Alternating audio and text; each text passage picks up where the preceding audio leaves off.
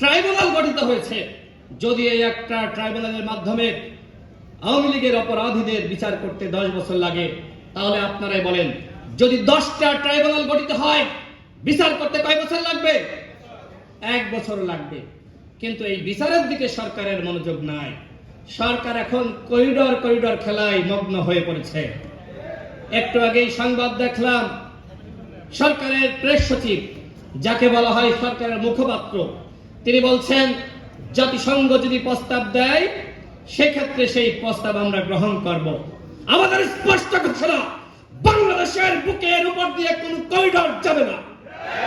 এর জন্য যদি রক্তের বন্যা বয়ে যায়, আবারও আন্দোলন করতে হয়, এই সরকারের বিরুদ্ধে আমরা আন্দোলন করব। আমরা এই গণঅভ্যুত্থান করেছি দেশের স্বাধীনতা সার্বভৌমত্ব বিকিয়ে দেওয়ার জন্য নয়। এর আগে আমরা ভারতের দালালি দেখেছি, এখন আমরা পশ্চিমা বিশ্বের দালালি লক্ষ্য করছি। আমাদের কথা ক্লিয়ার, ভারতের দালালি চলবে না, চীনের দালালি চলবে না, মার্কিনীদের দালালি চলবে না, পৃথিবীর কোন রাষ্ট্রের দালালি চলবে না।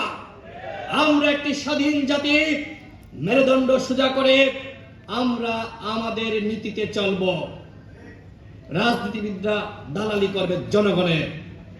সরকারকে বলবো, এই করিডর নিয়ে কোন ধরনের সিদ্ধান্ত আপনারা নিতে পারবেন না। রাজনৈতিক দলগুলোর সাথে আলোচনা না করে, দেশের জনগণের সাথে আলোচনা না করে কিসের করিডর? যুদ্ধ চান? আমরা চীনের সাথে, ভারতের সাথে, আমেরিকার সাথে, পাকিস্তানের সাথে, কোন রাষ্ট্রের সাথে আমরা যুদ্ধ চাই না। গণ অভ্যুত্থান হয়েছে, এই অভ্যুত্থানের চেতনা নতুন বাংলাদেশ। আর সেই নতুন বাংলাদেশ যদি গঠন করতে হয় তাহলে প্রয়োজন স্থিতিশীলতা। সরকার এই করিডর নামে, এই নারী কমিশন নামে আজকে রাষ্ট্রের স্থিতিশীলতা নষ্ট করছে। বন্ধুগণ, আমরা সরকারকে বলবো, জনগণ দেখতে চাই যে আপনারা আওয়ামী লীগকে নিষিদ্ধ করবেন কি করবেন না।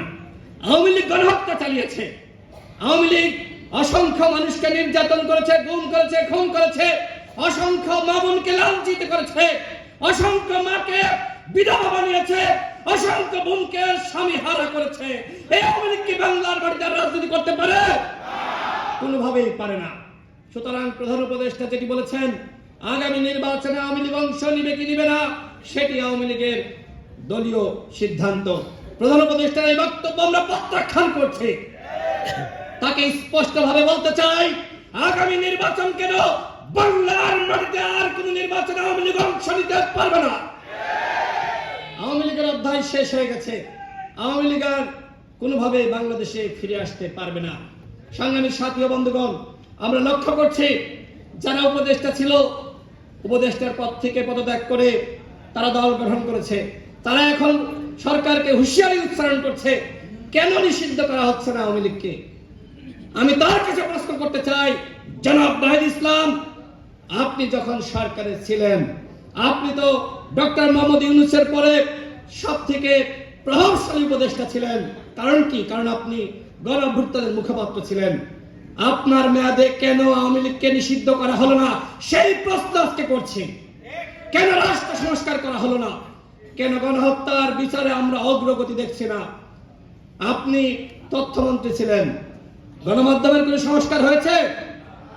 সেই ফ্যাসিবাদের আমলে যেভাবে গণমাধ্যম চলতো এখনো পর্যন্ত সেইভাবে গণমাধ্যম চলছে। সাংবাদিকরা এখনো পর্যন্ত তারা মন খুলে লিখতে পারছে না, তারা মন খুলে সংবাদ প্রকাশ করতে পারছে না। সংবাদ প্রকাশ করলে আমরা দেখি মুহূর্তের মধ্যে সেই সংবাদ উধাও হয়ে যায়। পরবর্তীতে সাংবাদিকদের সাথে কথা বললে তারা জানান যে সমন্বয়ক ফোন দিয়েছিল, এই নিউজ যদি রাখা হয় মব জাস্টিস করা হবে, মিডিয়া হাউস ঘেরাও করা হবে।